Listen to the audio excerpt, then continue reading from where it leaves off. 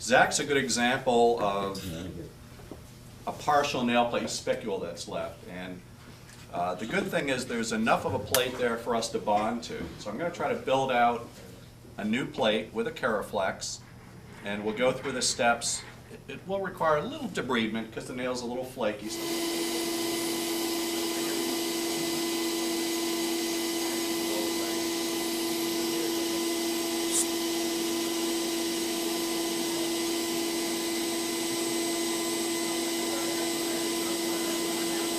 Okay, so at this stage, we've got the nail smoothed down a little bit. It was warming up because there's not a whole lot of nail left.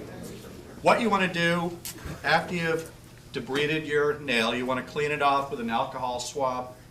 We're going to put the Kery Bond on. And so with a Kery Bond, you want to make sure you get the entire nail plate and also the nail bed where there's no nail.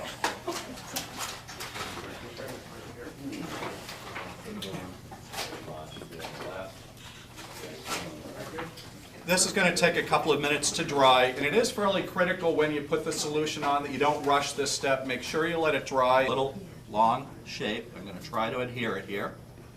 I use magnifying glasses with a light. It really helps. It magnifies the toe. It helps with the contouring. I think it gives a little better appearance too. So we've got our little silicone platform, and I'm going to try to build out to it. Now when you start with the resin, which we're going to do next, and I chose natural for this because I want to kind of try to match to his other nails, and there wasn't a lot of discoloration to the existing nail plate that's left, so I think this should work well. If there were more discoloration, the opaque would have been better because it'll disguise it a little bit more while you're covering. Very important when you do this, and this is kind of a goof-proof technique because if you build it too large or there's divots, you can grind it, you can add a second layer to it.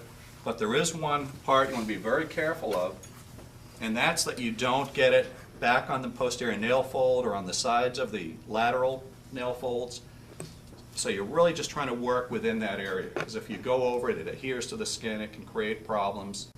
So be very careful that way. That's where your practice, I think, comes in, just trying to make sure you're staying within it.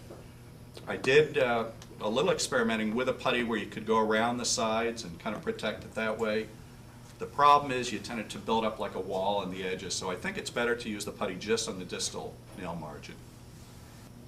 And these are all single use, so they're all sealed. When you unseal this, it is a resin, and while the light is key on hardening, this idea that you close it, you save it, and use it later, forget it. Once you unseal it, it's done. So it's a single time use, but you got more than enough time to get it through for 24 hours without a problem. It's also nice with a patient that they see you open it right in front of them. Sure.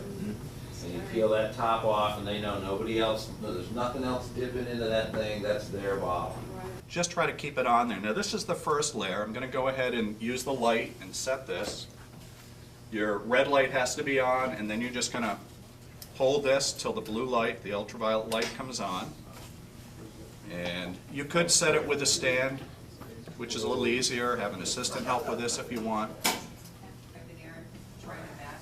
Now it's kind of nice here. You can see how easily your putty just pulls away, and it doesn't stick at all to the Kery Flex. So by doing that, we're able to build this out a little bit better. So at this point, you're going to look at the nail and see if you want to shape it a little bit more. When you first start, you'll probably be a little rougher, so you'll need to contour it. You can use your drill if you'd rather. If it's just mild, you could use a file just to smooth it a little bit. Idiot proof. 2 minutes, right on the button. Now I see one area where I'm over the margin a little bit, and that's on the medial nail where I can feel it. So you could either, again, use your file. If you had a little small nail nipper, you could also use that to take that down. Require a little debridement because the nail's a little flaky. Now for the seal, you're going to use the same black brush, okay, that you used when you put on the resin. So the white brush is only when you're putting on the bond. And with this, you're just putting a very thin layer on, just really a coating. And I usually start at the posterior nail fold and just pull it forward very lightly.